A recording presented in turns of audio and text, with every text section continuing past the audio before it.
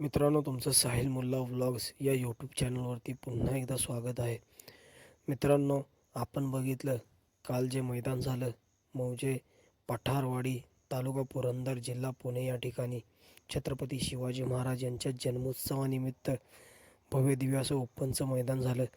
त्या मैदानामध्ये आपल्या सगळ्यांचा लाडका मोहिलशेठ धुमाळ सुजगाव यांचा द्वादशी हिंद केसरी बक्कासूर आपल्याला पळताना दिसला. आणि त्या मैदानामध्ये बक्कासूरचा पहिरा होता मानगर पारगावकरांचं वाद.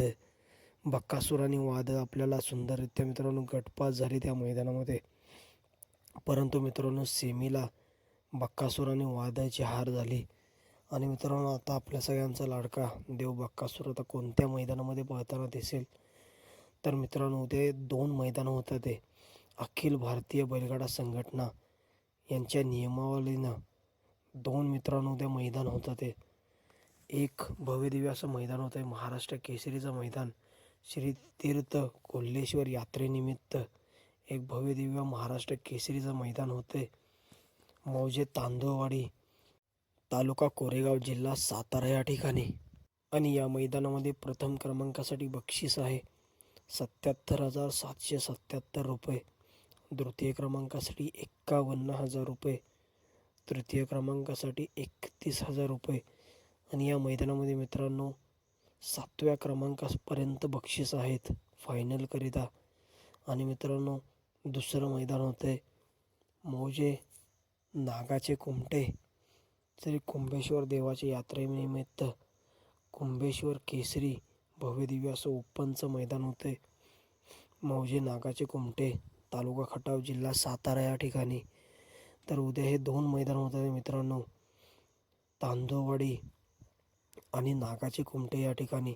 तांदूळवाडीमध्ये होते महाराष्ट्र केसरीचं मैदान आणि नागाचे कुमटे येथे होते यात्रेचं मैदान. कुंभेश्वर देवाच्या यात्रेनिमित्त कुंभेश्वर केसरी भव्य दिव्य असं मैदान होते.